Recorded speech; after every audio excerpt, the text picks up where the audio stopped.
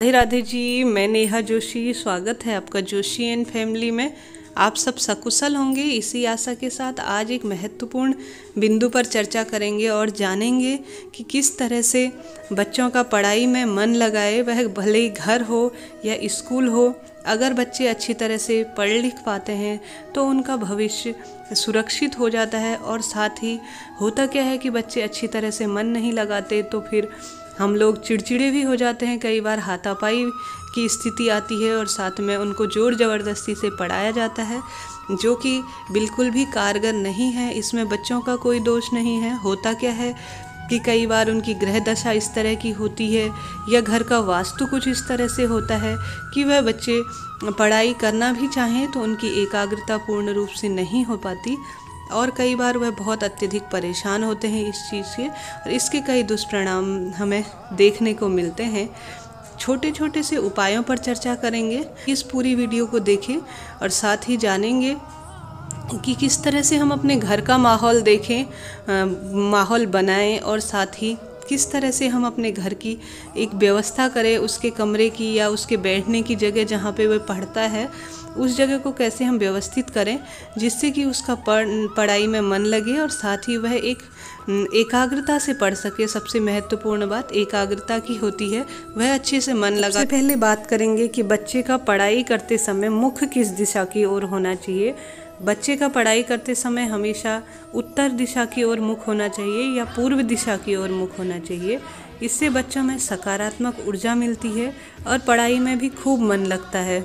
और सबसे पहली बात कि आपने सबने पुराने बुजुर्गों से सुना ही होगा कि सबसे पहले प्रातःकाल में अगर हम पढ़ते हैं तो वह हमेशा के लिए याद होता है, क्योंकि होता क्या है इस समय हमारा दिमाग किसी फालतू की चीज़ों में, आप किसी भी चीज़ को ले लीजिए, उनकी तरह कम आकर्षित होकर एक फ्रेश माइंड से हम लोग उठते हैं।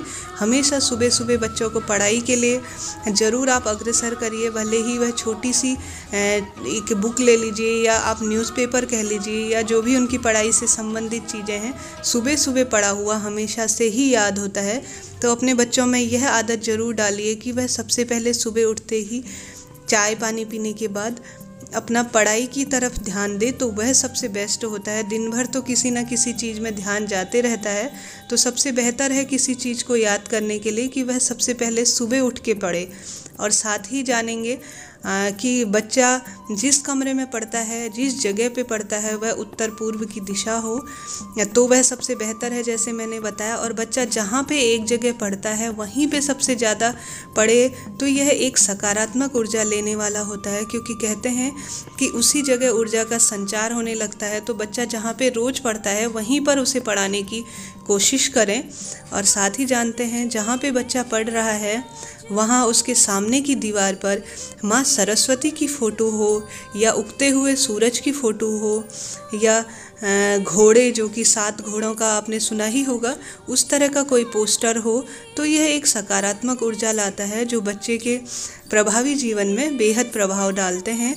और इसके साथ ही माँ सरस्वती का आप बच्चे से पूजन करवा सकते हैं, जो कि विद्या की देवी और बुद्धि की देवी है श्री गणेश जी महाराज और माँ सरस्वती।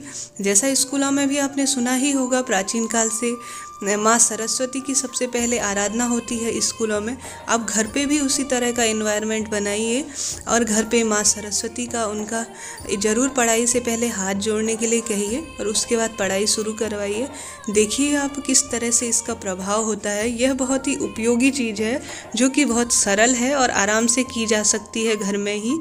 एक बात बताना चाहूँगी, जैसा कि हम लोग पुराने समय से ही करते आ रहे हैं, मोर पंख को जो भी बच्चे की आपको लगे कि इसमें मेरा बच्चा कमज़ोर है, ये बहुत सरल उपाय है। मैं बताना चाहूँगी कि जो विषय भी बच्चे को कठिन लगे उसकी किताब के अंदर मोर पंख का, ये हम प्राचीन काल से ही करते आते हैं, अब हम इनको भूलते जा रहे हैं। मोर पंख का जो पत्ता होता है, आप उसे जो भी बच्चे की कठिन लग रही हो उसे किताब उसके अंदर रख दे गुरुवार के दिन, यह भी काफ़ी फल देने वाला होता है। इसी कड़ी में एक और जोड़ना चाहूँगी कि जब भी बच्चा अच्छी तरह से नाश्ता करे या भोजन करे, उसी समय जल्दी जल्दी से यह नहीं कहना चाहिए कि जल्दी जल्दी खा ले फिर पढ़ना है, यह सही नहीं है।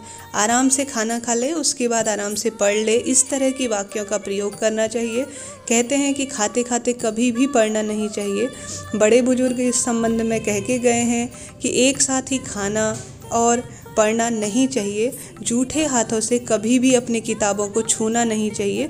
ये साक्षात सरस्वती देवी मानी जाती है पढ़ाई, जो कि जूठे हाथों से और जूठे मुंह से कभी भी उनको छूना नहीं चाहिए।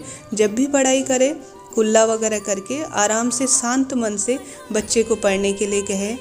जो मनुष्य जूठे मुंह से खाना जो मुंह से पढ़ता रहता है और खाता रहता है, वह उसकी आयु भी कमज़ोर होती है, ऐसा कहा जाता है। और साथ ही पढ़ाई पर भी इसका विशेष रूप से बुरा प्रभाव पड़ता है और लंबे समय तक कभी भी याद नहीं हो पाती इस तरह की चीज़ें। पौराणिक काल से यह माना जाता है कि हर हफ्ते या 10 दिन में एक बार बच्चे का स्कूल बैग, किताबें, कॉपियाँ, बाकी सामान इत्यादि धूप में रख देना चाहिए कुछ घंटे के लिए। ऐसे करने से इसमें ऊर्जा भरपूर हो जाती है और यह वास्तु और विज्ञान से भी इसका सीधा संबंध होता है। इसके साथ ही जो बच्चे पढ़ाई में मन नहीं लगाते, उनके संबंध में एक छोटा सा उपाय बताना चाहूँगी।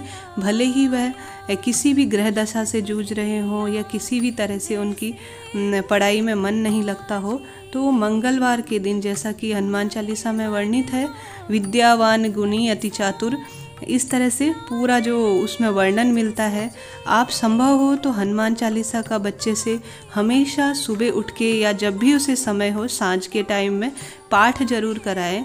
इससे 2 चीज़ें होंगी, बच्चे का अच्छे से हिंदी में भी उसका बहुत अच्छे से मन लगेगा और साथ ही ग्रह दशाओं के लिए भी हनुमान चालीसा का पाठ करना बेहद शुभ माना जाता है। मंगलवार के दिन संभव हो तो उस दिन कराएं, नहीं तो रोज़ संभव हो सके तो यह ठीक है। मंगलवार के दिन हमेशा उससे हनुमान चालीसा का पाठ कराएं। मंगलवार के दिन ही हनुमान जी को बूंदी के लड्डू या इमरती का अपने बच्चों के हाथ से भोग लगाएं या चोला चढ़वाएं। जो बच्चे अपना बिल्कुल भी मन नहीं लगा पाते पढ़ाई में, वह मंगलवार के दिन हनुमान जी का चोला चढ़वा सकते हैं या उनकी पताका जो कि नारंगी रंग की होती है, उससे भी बच्चों को अपना ज़रूर आप मंदिर में इस तरह से चढ़वाएं। यह भी बेहद फल देने वाला होता है और उसकी ग्रह दशाओं को सही करने वाला होता है। वीडियो आपके लिए यूजुअल रही हो तो चैनल को सब्सक्राइब ज़रूर करें, लाइक शेयर ज़रूर करें। आपका दिन मंगलमय हो, आपके बच्चे की भविष्य की मैं शुभकामनाएं करती हूँ। इसी के साथ जय माता दी।